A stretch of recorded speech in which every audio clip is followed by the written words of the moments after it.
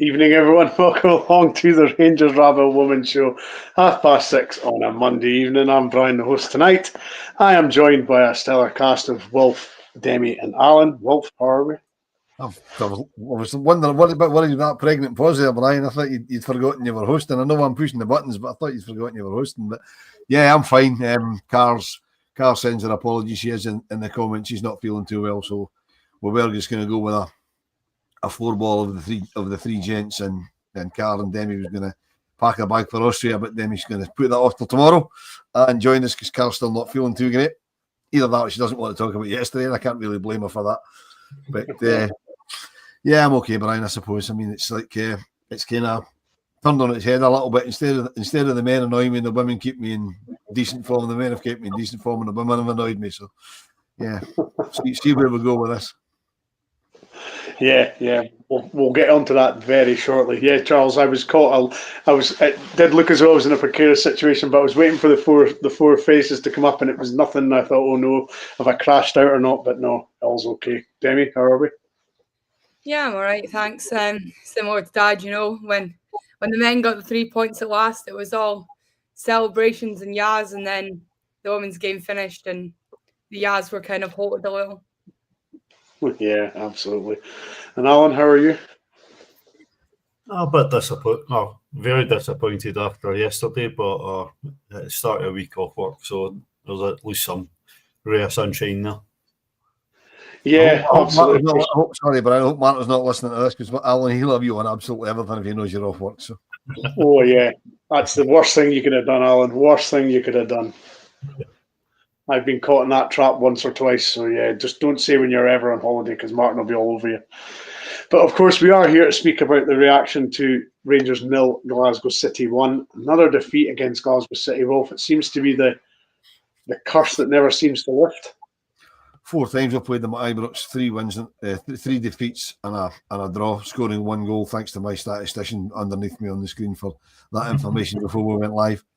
It's just not good enough. I mean, it can't just be this squad because it's not just this season it's happened. It's happened consistently over the last few seasons that we played Glasgow City at Ibrox. I mean, Glasgow City is a tough game whenever we play them.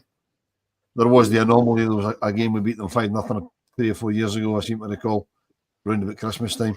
But that was a bit of an anomaly. We just signed half their players at the time. Apart from that, it's always a really tough game.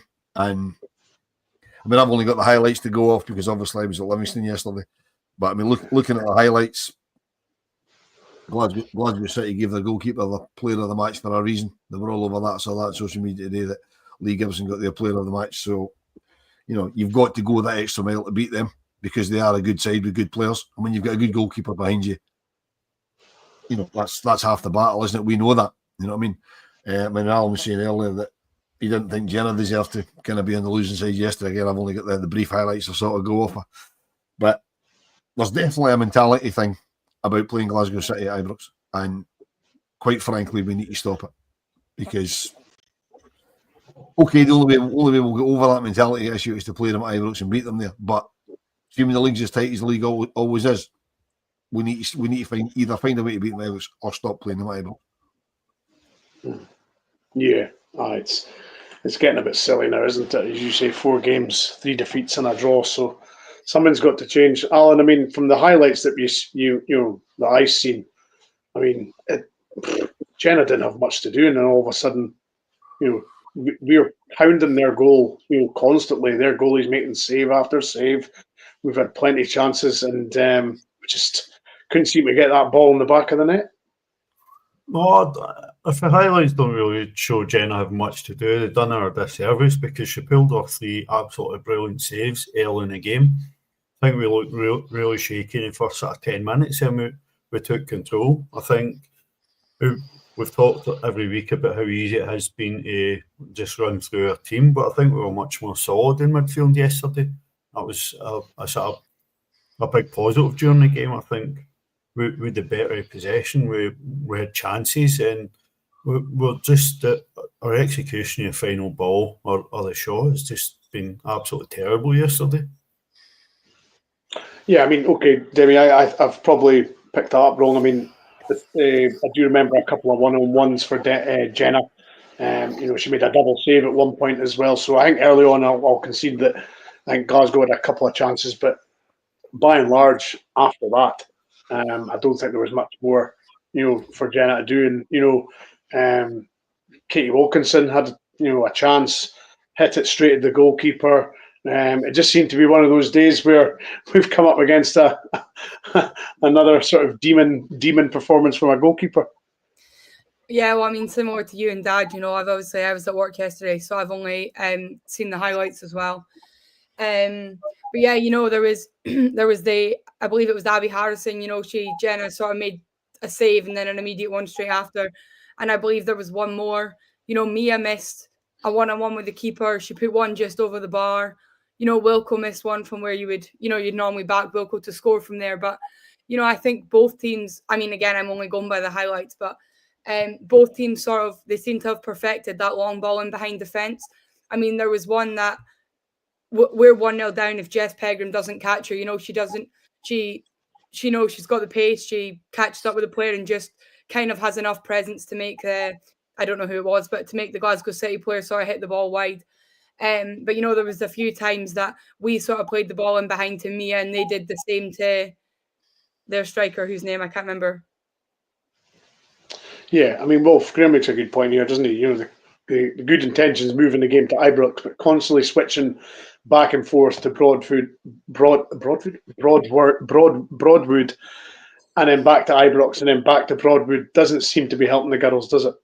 Well, Alan consistently makes this point. It should either be all or nothing. It should all be at Ibrox or, all at Broadwood. There shouldn't be a halfway house.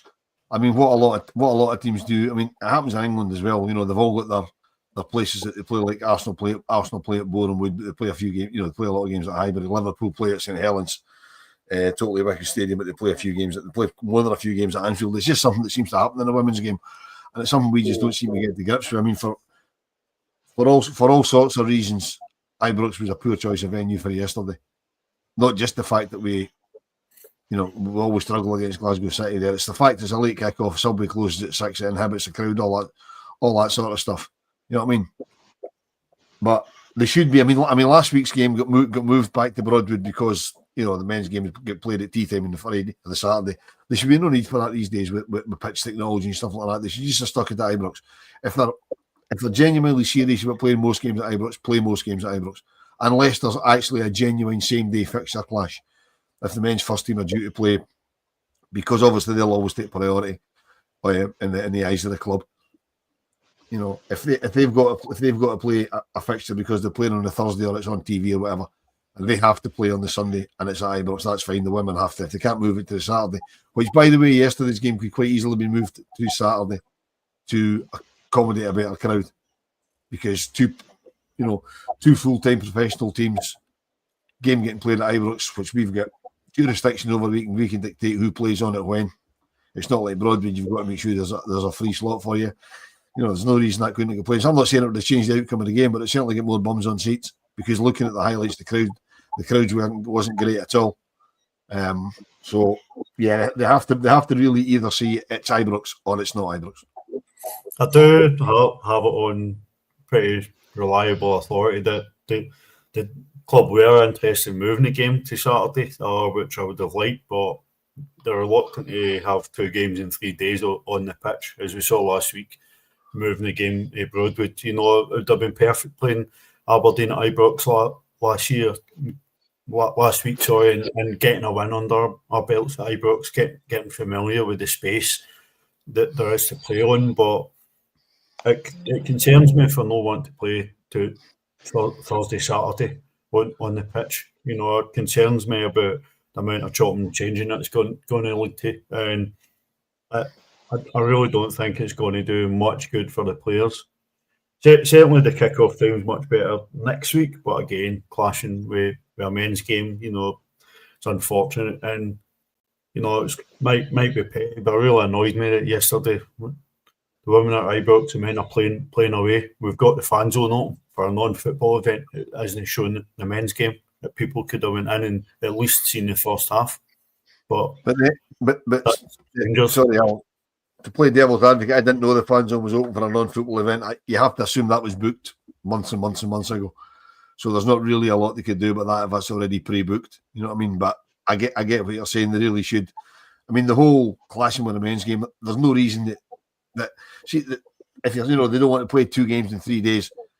See if this was January and it's pouring with rain and it's frosty and it's snowing and the pitch is rock hard and all that sort of stuff. I get that. But in September, look at the weather. We've had some cracking weather this summer. The pitch is pristine.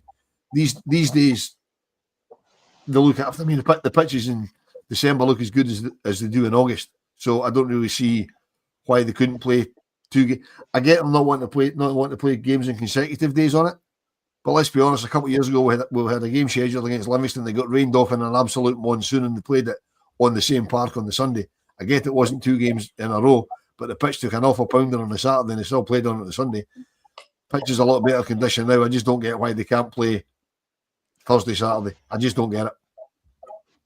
No, I feel I agree with you. And obviously, Graham's in the comments making a good point. We've got a load of roads closed around Ibrox on Sunday, so the kick-off time's better in terms of being able to use public transport. But anybody planning going to the St Johnstone game on Sunday will need to make sure they work that into their plans, because you can't get from the motorway down to Ibrox on Sunday, and you won't get along most of Paisley Road West either. So that's just something you have to deal with.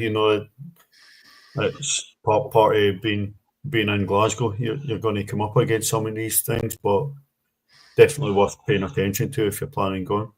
Yeah, you'll get along on foot. You obviously won't get there with a motor, but I mean, put on a pair of shorts and a pair of gutties, and you'll be fine. You're used to that, Wilf. You're constantly in shorts, aren't you? I used to do. There was a time I'd have been one of the ones in that great Glasgow run, because it's actually a very good event. But I've not done it for a few years because my running career's kind of curtailed a bit. So, but it was actually the first time I did it. The route doesn't actually take you up as far as Ibrox, and I wanted to keep it running. Up Paisley Road, and it turns you off just about the district bar. I just wanted to keep it running. I wanted to pass Ibrox. The following year, I did the half marathon, which actually takes you through Bellahouston Park and does actually go down Paisley Road, and you can see Ibrox. So.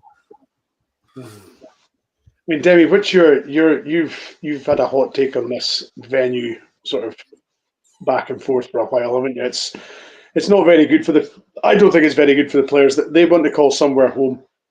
I think it's only fair that they couldn't call somewhere home. They got Broadwood because obviously the training centre wasn't deemed good enough. So it really is, as the guys are saying, it's either going to be all or nothing now, isn't it? There's none of this changing it for Broadwood 1 minute to Ibrox and then Ibrox back. You've got to call somewhere home eventually, haven't you? Yeah, you make a good point, when you say they want to call somewhere home. But I think looking at, not only this, but the amount of Rangers players we've got in the squad and, the amount of people who want to play in these big professional pitches is, I'm not sure they want to call Broadwood home, because it doesn't have the, if you're not a Rangers fan, it doesn't have the glamour of playing at a stadium like Ibrox. But if you are a Rangers fan, you're not walking. Yeah, you're walking down the tunnel to Simply the Best, but it's not the same. You're not walking down the same tunnel that you've watched all these men's players walk down.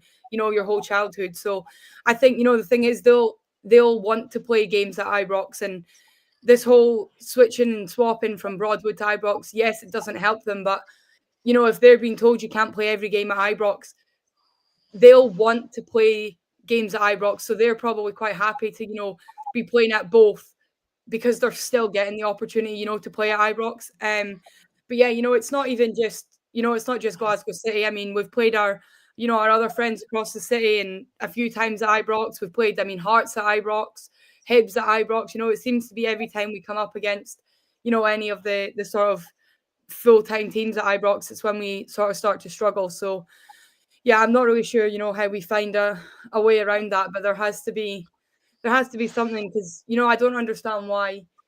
I could understand if we didn't have the type of players that we do, but we have rapid wingers, we've got fullback that we can play. We have the ability to play on a wide pitch. So I don't know why when we go to Ibrox it just doesn't work. Brian, see the whole double venue thing, right? For me, if we are doing that, we need to get someone a bit closer to Ibrox than Broadwood, because they used to play at Tinto Park, at Benbur's place at Tinto Park, which is what, 3/4 mile up the road. Now I know that's not feasible because there's not a stand in there, there's no seats in it at all in the place, right? But there must be a way they can do something like that, because that way, you know, you're asking people to make plans to go to the game, you're telling them when the game is. They wouldn't then have to look and say, well, what's the arrangements am I making? Because where am I going to come on Northern, am I going to Ibrox? At least if it was like Tinto Park, you say, well, I'm going to Ibrox, so I'm either getting to the roundabout of Broomhill Road, I'm turning left or I'm turning right. You know what I mean? You're more or less in the same ballpark.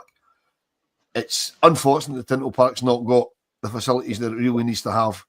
So, but we need, I mean, this mooted 5,000 capacity Glasgow Stadium that they're all supposed to be sharing, if that ever happens, that might be okay. That would probably negate it. But again, I'd imagine they'd still use the club grounds at some point for some of the games. So it would depend on where that was situated. But for me, Tinto Park would be perfect. Unfortunately, it's not got the facilities. So I don't know if there's any way we could speak to Benburn and say, look, you know, can we help to build facilities? You know, so that you can use it. I don't know. I don't know the logistics of it. There's a lot of housing to one side of Tinto Park. I don't know whether they're allowed to build a stand because of sunlight regulations or that sort of nonsense. But for me, if we're going to have a second home, it's got to be somewhere closer to Ibrox. Yeah, totally agree. I suppose we better speak about the game that actually happened. So the team lineup yesterday was Fife in goals, Docherty, Hill, Pegram and Austin in the defence, Croft, McCleary, Arnott and Kim in the mid, and Macaulay in the midfield, with what appeared to be Wilkinson up front in their own, Alan. I think maybe Mia was playing that sort of just behind role again, like she's been used a few times. Was that unexpected? Again, there was numbers back on the bench this time because obviously Leah Eddy was back to fitness, so she was on the bench, and the new signing, if I can pronounce her name correctly without Sabajo. So, you know, a couple of names on the bench that weren't there last week because of, you know, just numbers. Was that an expected lineup? I was a wee bit surprised that May Croft came straight in for her first start of the season. She'd have obviously missed out last week, being on international duty with England under 19s, I think it was. So we're a year on today from her debut, you know, when she just turned 15 up at Dundee United. I saw that today. So real big show of faith for me. I think it was only Casey who was going to start playing the more advanced role in the midfield, and it was Kim again, like she was last week. I think, you know, there were no other real surprises in the team. It was good to see Leah back on the bench. Disappointing that we're still missing Brogan and Camille. And as Carl says, we're expecting Lee Ming-Wen is maybe just need to play a wee bit of catch-up fitness-wise. After leaving Brighton in the summer, you know, she's been back in China, so I'm not sure where she'll be fitness-wise, but we did see her in the training photos during the week, so don't think it's a registration issue now. I think it must just be getting her up to speed, and we'll hopefully see her next week in the cup game. But no real surprises other than May in the team. It was just same sort of shape we've seen. You know, it's obviously the sort of shape and system that Leanne wants to deploy. So I don't think the team lineup gave us any real causes for concern.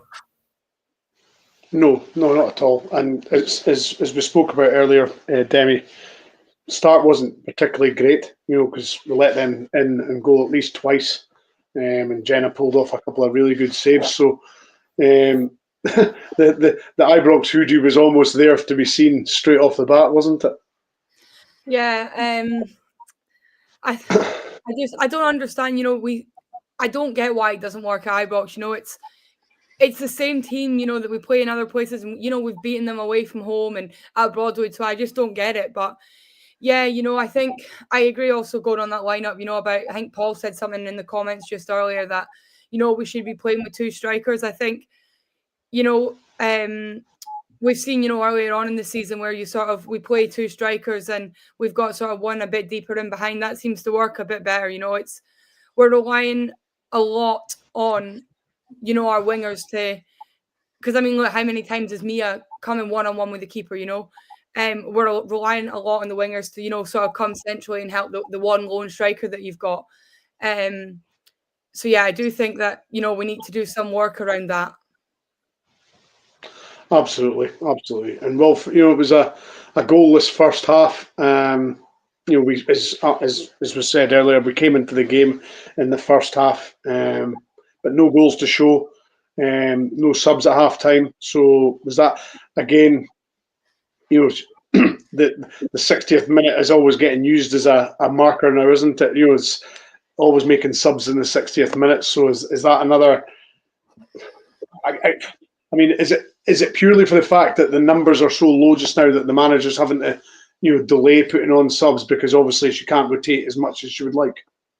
Well, we'll get to that in a minute. But I mean, having watched the highlights, we had a couple of. You say City had a couple of chances early doors, but we had two absolute glaring chances that we probably should have scored. I mean, me and Macaulay threw one-on-one with the keeper. Decent save, as I said earlier. I mean, Lee Gibson got the Glasgow City player of the match, and rightly so by the saves she made. But me has really got to do better with that.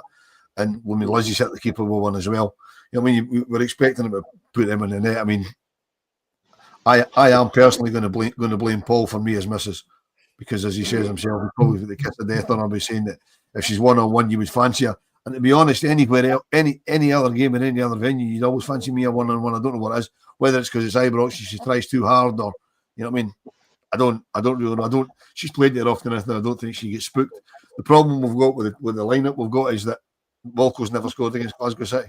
I think that's correct.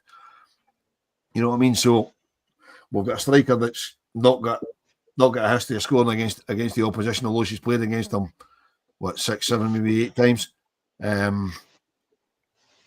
But I mean, getting on to the fact there's no subs at half time. From what I saw of the game, and albeit it wasn't much of the first half, it was almost to the second half, on the way back up the road, it seems that we probably had the better of the first half. I'll only be able to tell us, for definite. It would seem we had probably the better chances. So there'd be no need to change it up at half time, because for me, you only make half time substitutions if it's not working, and it looked as if it was working. We just weren't scoring. And let's be honest, if you're looking for a goal, you want to change a striker. We don't have a striker to change it to.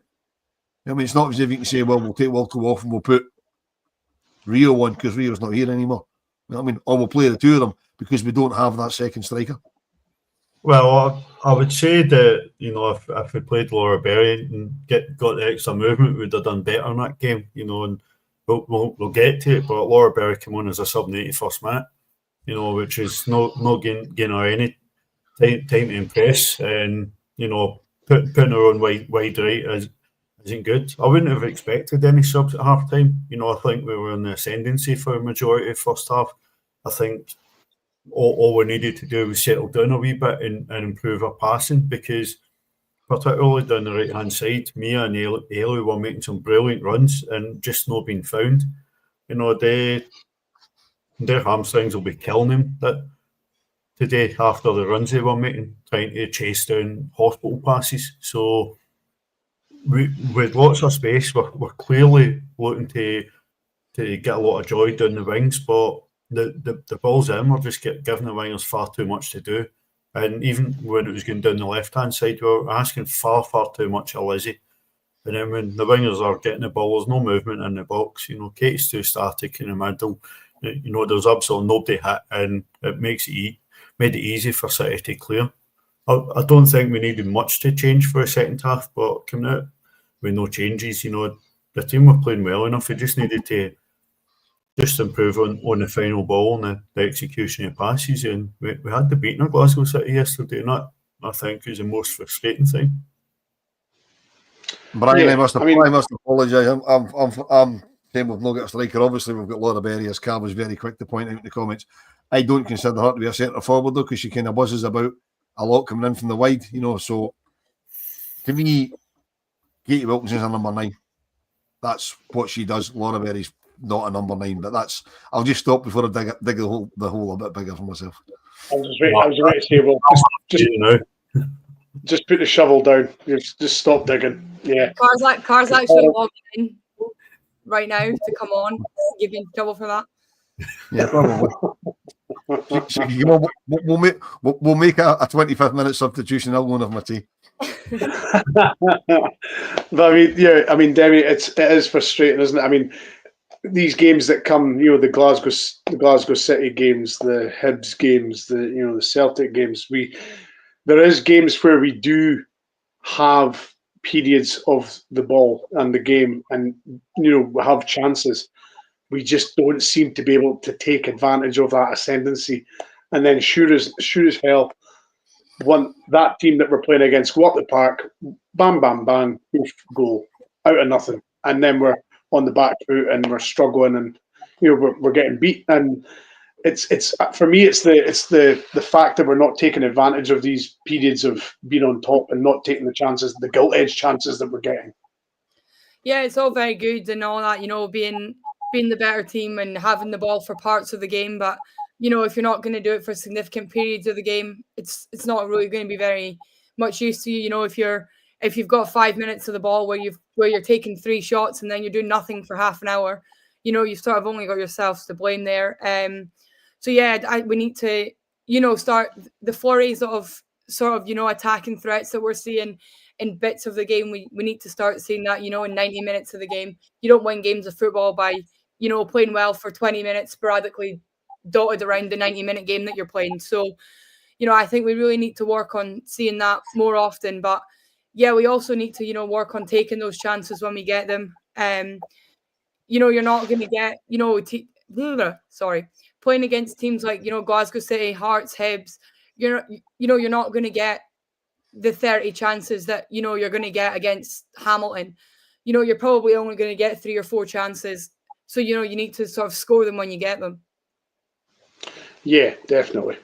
Well, as you were speaking earlier, Ailey Austin came off for Laura Baird in the 80th minute, and then 5 minutes later, Glasgow City do normally against us, soak up pressure and then get a set piece and make it count. And my word, did Kozlova not have the whole pitch to herself at the back post? You want to show my glasses because you clearly don't work, because from what I saw, Ailey Austin went off after 62 minutes when Quinty Sabaggio came on. Is it? Oh, wrong way round, sorry. And then Laura Berry replaced Lizzie Arnott in the 80th minute. Now, Laura Berry replacing Lizzie Arnott, albeit later than you would expect, because as Alan said earlier, you need to give Laura more than 10 minutes. She needs. You'd probably be better bringing Laura on half an hour to go. Give her a chance to do something. The one that would surprise me, and Alan, you'll be able to put some gloss on it, because I say you were at the game. I don't really know much about Quinty Sabaggio, but bringing it on for Ailey Austin, did it make any difference? Was there a change to the way we lined up with that substitution, or was it just a like for likes? I don't know. I thought Quinty was more a central midfield player. Yeah, essentially, I think it was maybe just the fact that Ailey had been booked. So Quinty Sabaggio came on, went into Middley Park, and Jodie moved to right back. So it was a fairly straight swap. Jodie's played there a fair bit, and it's hard to judge. Quinty's obviously getting used to the team. She showed some nice touches, but didn't make a massive impact on the game, and we didn't see a great change in sort of how we were playing. Yeah, Brian, before we get to the inevitable, Alan brings up a point there about the bookings. Now I haven't seen the challenges that led to bookings. I'm led to believe from Mr. Brown himself that the bookings were genuine bookings. But looking at the stats, we put in 9 tackles and got 3 bookings. They put in 8 tackles and got none. Now, when we played, I'm sure it was when we played Celtic, we got 4 bookings, they got none. It just seems to be a pattern, and I'm not trying to say, woe is us and it's conspiracy and all that sort of stuff. It just seems a wee bit odd that our players are getting booked for the square root of nothing. I mean, there was a booking. Lizzie got booked last week after 15 minutes for delaying a restart. 15 minutes in a game with Aberdeen when it's 0-0. You know what I mean? We just seem to get refereed to a different standard, even at the women's game. I don't understand how one in 3 of our fouls is a booking, and they get none in 8 fouls. I just don't. I mean, Alan, you'll be able to tell us again. Leaning on you a lot tonight, but You said in the chat the bookings were bookings, that's fine. But I don't believe for a minute that of the 8 Glasgow City fouls, none of them should have been bookings. No, and I think you go beyond the Glasgow City fouls, because a few that we gained the advantage from and the referee played on. The referee clearly acknowledged there was a foul and playing advantage for shirt pulls, and that's what all three of our players get booked for. I mean, Ellie's was blatant, Ellie nearly at the top off the girl, and she was breaking through, and it was a really good, it was a really smart book to take. It halted an attack at City were on the counter, I think, after a corner where our defenders had been up. So all three our bookings were for pulling players back, and there were clear bookings, but there was clear shirt pulls that the referee acknowledged the Glasgow City players doing and never went back to book any of them, and that's what's frustrating. Look, as I said in our private chat, no complaints whatsoever about our bookings, but as Will says, the standards got to be equal across both teams. I mean, Brian, it's interesting for me. It's interesting for me that, as Alan says, our three bookings were all for shirt pulls, right? We get players booked a lot for shirt pulls. You know what I mean? I mean a lot. I mean, Jodie's really bad for every booking Jodie gets is for a shirt pull, more or less. Do you think it's just inexperience on the players? Because rather than just letting their opponent go or being a wee bit cuter, they just grab their shirt, or because it's not like the opposition are rapidly quicker than them. It just seems to be, I could only think it's inexperience by the players. Given the players that are getting the yellow cards for shirt pulls, it's not the experienced players, it's the younger ones. You could argue that, absolutely. As you say, and with them being younger players, you would like to think that they've got the pace to maybe get back and sort of, put a bit of pressure on them rather than going straight for the shirt, instead of like pulling their shirt to stop them. You would like to think that, as you just mentioned, the ages of the players that were booked, they're all youngsters. So you would like to think that they would have a bit of pace about them to, get back and put a little bit of pressure on and even get goal side of them again. So, yeah, I think there is a little bit of naivety and a bit of, just not being experienced enough to, you take shirt pulls and, sort of professional fouls every so often. But as you say, we're starting to see a pattern now where it's happening a bit too much. So, yeah, Ian, just you go away. Honestly, gee whiz. But yeah, it does seem to be inexperience sort of kicking in rather than, as you say, being a bit more savvy about things and not going for the shirt pull and, try and get yourself back on side. I mean, there is times obviously where it might not be feasible to do that. So, taking the professional foul is a good way to, to halt the play and get everybody back into position and sort of defend better. But yeah, it seems to be happening a little bit too often.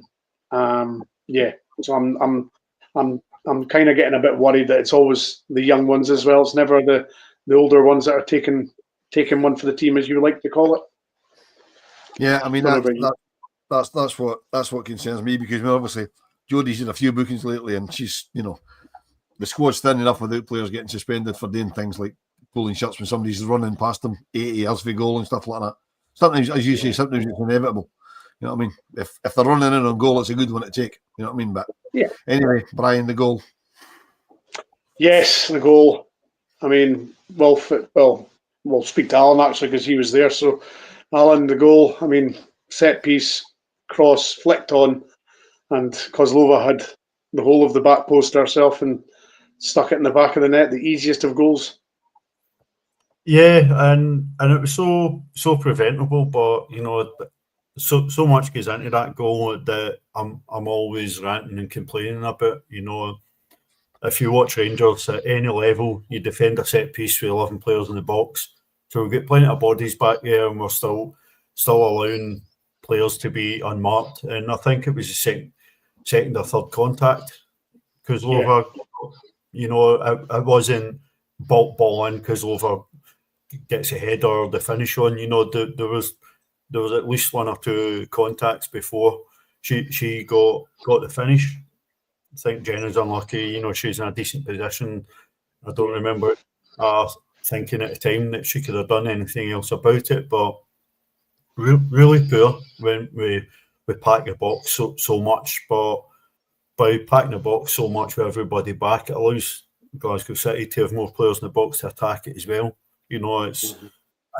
It's not helpful, and it's a terrible trait Rangers have had for as long as I can remember.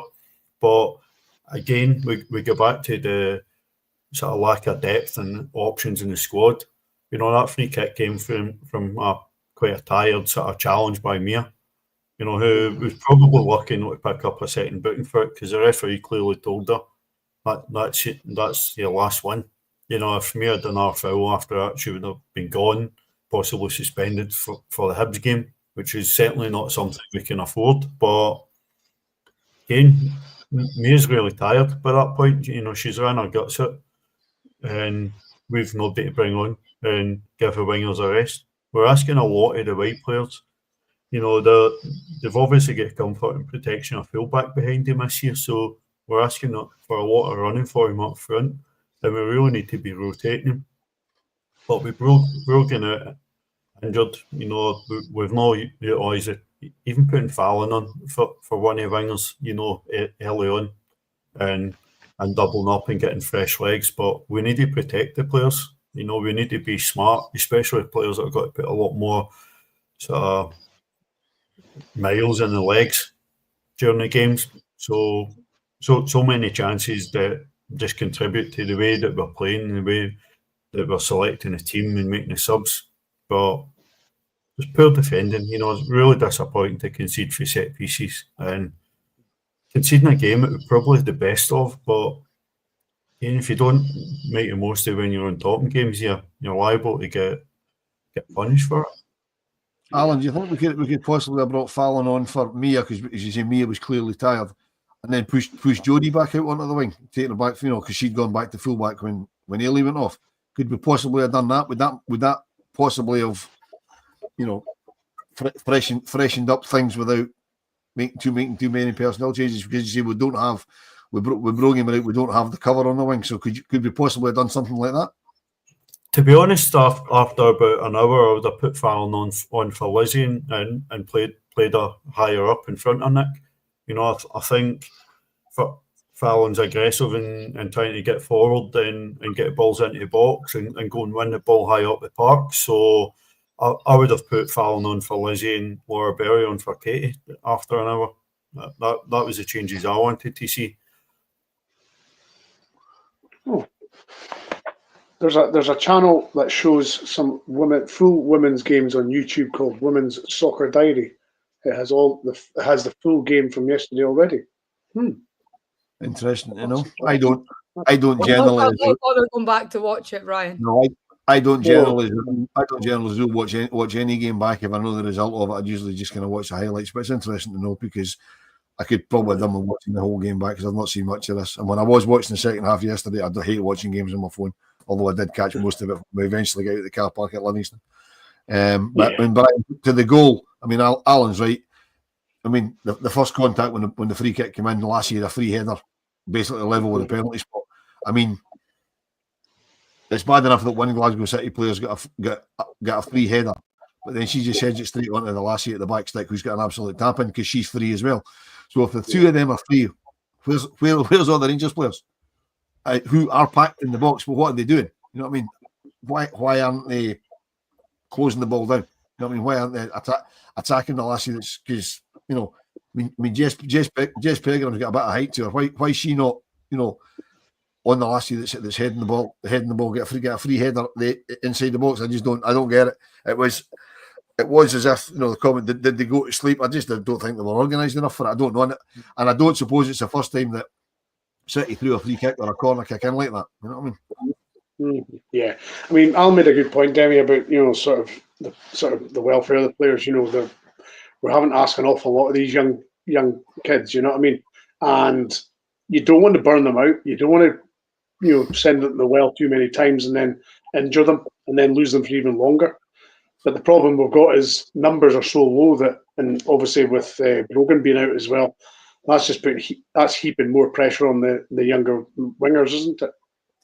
Yeah, and you know, like you say, we've got quite a small squad as it is. So, you know, even when we've got, you know, sort of all three wingers, it's sort of tough enough. But when you take one out in terms of injury, but I mean, I know, you know, she had a knock yesterday, but I don't think we've sort of, you know, helped herself in the sort of middle of the pitch this year. I mean, okay, like I say, she was injured yesterday. We've had Camille Lefay listed as a sub for how many games this season, and how often have we seen her, when especially, she played quite a key role in sort of the latter end of last season, to then just not even seen her at all this year.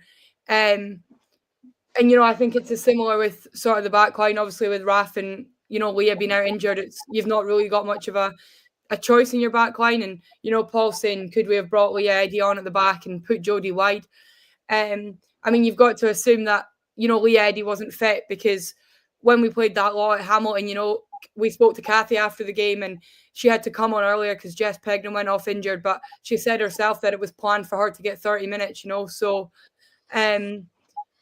you would assume, sort of if Leah was fit enough to play, there would have been the sort of same, we'll give you 15, 20 minutes. So, the fact that she didn't come on at all, I don't think she was fit enough to be playing yesterday. She was kind of just listed as a sub, get her back in the sort of match day squad, and which obviously doesn't help any of our defenders either. No. Right, the worrying thing is, and I'm just going to light the blue touch paper and go and take my dog for a walk because Alan knows what's coming. The problem is we're so light because we've loaned so many players out, which was granted before Leanne came in, but Donald must have authorised it. You know what I mean? Mm-hmm. And some of the players leaving late came as a bit of a surprise. But surely, if you're not sure what your squad's going to be, you keep your youngsters about and don't loan them out until the last minute. Alan, over to you. Yeah, there's a few young players that need game time before ready to play for the first team. But the girls, particularly in SWPL1 that we've loaned out, there's I don't see the benefit of Sophie Townsley playing in the wing for Hamilton, getting battered every week. I don't understand what that teaches you about playing for Rangers. Take a season apart, a men's team, maybe you learn something for that. But Sophie Townsley, we need 4 wingers there. If we're going to play like this, we should have 4 wingers in the squad. And Sophie Townsley doing a lot more, playing 30 minutes a week for us, and learning for Lizzie Arnott and Brogan Hay and even Mia McCullough, and she will play 90 minutes, getting gubbed every week at Hamilton. Midfield's been light, and Sophie Black's playing out every week for Motherwell and playing well, contributing goals for midfield. Lily Boyce is one of her own and could be their strengthening options at the back, and then going out and loan later in the season when her squad's strengthened. And then you've got Natalie Bandura, scored a hat-trick for Spartans yesterday. Maybe not quite ready for our first team, but could be an option off the bench. She's played 6 times for Spartans and scored 6 goals. We're running with 2 strikers. We've got Katie Wilkinson and Laura Berry. So, answer to Graham, I don't know the regulations on bringing players back, but if you're able to just recall players at any point, at the very least, Sophie Townsley would be back in the squad playing for us. Yeah, absolutely. And Brian, sorry to take over again, but on the subject of young players, Keith was in very early singing the praises of May Craft. We really missed May last week. I mean, for me, she's in the England under squads for a reason, and the reason is that she's an absolutely outstanding player. As Keith says here, outstanding with a display beyond her years. Absolutely ran the midfield. She's got built-in rear view mirrors in the back of her head, and she's just pure class. I mean, she's 16 years old, playing in, she was away last week with England under 17s, boy we missed her. I mean, if regular match goes like Keith are singing the praises of May, then it was an outstanding performance from her. So that can only bode well for the future. But it just shows you if the player's good enough, they're old enough. So as Alan says, some of the players out on loan probably are good enough. They just need to get given a chance. Yeah, absolutely.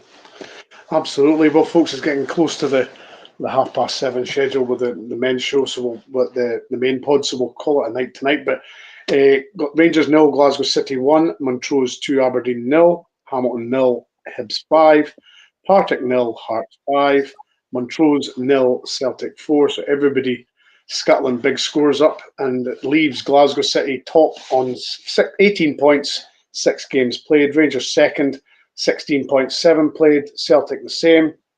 Hearts 13 points, 7 played, and Hibs 13 points, 6 played. So a little bit of catching up to do from the defending champions. They're a wee bit behind, but it's early in the season.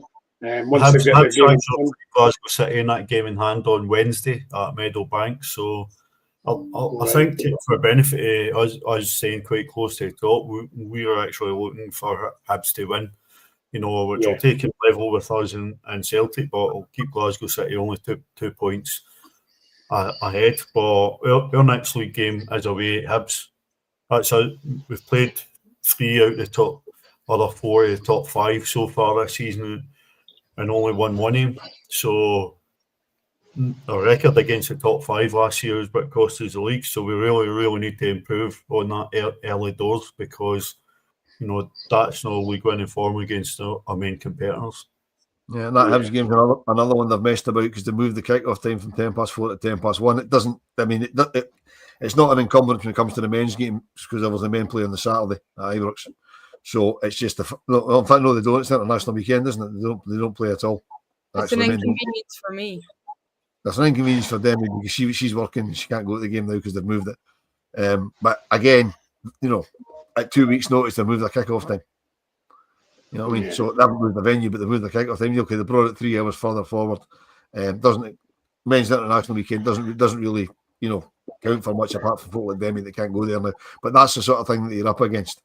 People will probably already have made plans, for the 4:10 kick-off. Because if I wasn't waiting to find out if St Helens get to Old Trafford, I'd have already made plans for the 4:10. You know what I mean? But it's one of those things that's just down to me, But they need to start giving a damn about the supporters, to be perfectly honest. Kick-off times. Again, the game this Sunday, 2:00 at Ibrox. The men's first team play at Falkirk at 3.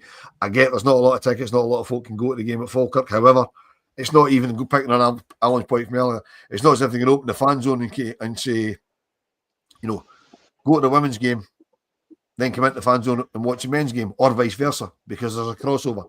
You're going to miss one half of the game. You know what I mean? So it's something they really need to try and think about, because not just for us, for other teams as well. Glasgow City is the only team that don't have that inconvenience, because they don't have a men's team. You know what I mean? But the rest of them, I mean, I don't keep too close an eye on it, but there must be crossovers when, Hibs women's team are playing and the men's team's playing the same. I know it happens with Hearts. It probably happens with that lot in the East End as well.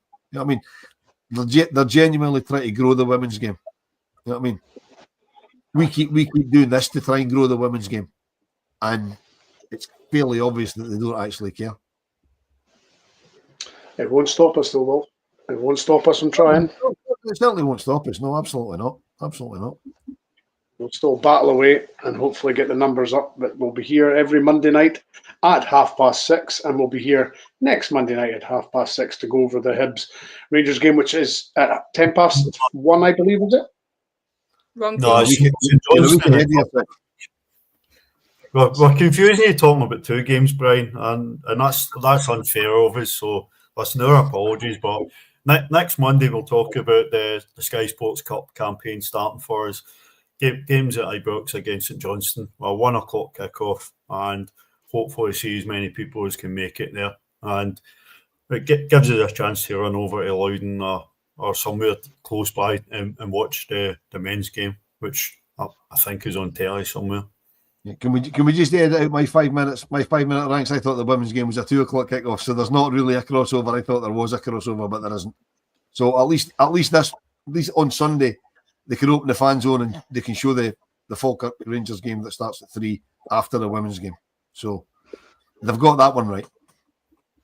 Yeah, absolutely. Although the Scotland men play Belarus at Hampden with a 5 p.m. kickoff on BBC Scotland the same day. We play Hibs. Looks as if games with Hibs brought forward by BBC Alba, so no games don't clash. Makes a change, doesn't it? Makes a change. Fair enough. Yeah, absolutely. So we will be back next Monday at 6:30 in the usual time slot. We have, I believe, Callum, Mark and Trev tonight at 7:30. So that'll be a good chat with those guys. So please join us at 7:30. Get your cups of tea, get your coffees all reloaded and refilled, and get back on at 7:30. Hold on. I want a serious inquiry, because you're not double dunting on a Monday. That's unusual. And Alan's just told us he's off all week and he's not double dunting. I think Martin Douglas needs to up his game. He needs to get this sorted out. I'm going to be speaking to HR and my union rep about this. Are you double dunting? I never double dunt on Monday. I've got a missus to keep happy. Yeah. Bail out. But no, that is us, folks. 6:30 next week. We will be back, and join us in 10 minutes' time, where the guys will be doing the Monday night show. Obviously, going over the Livingston game. I've had Wolf, Demi, and Alan with me. Thank you for joining us, folks. Cheers. Yeah. Thank you, folks, and we will be back next week. Nice speaking to you.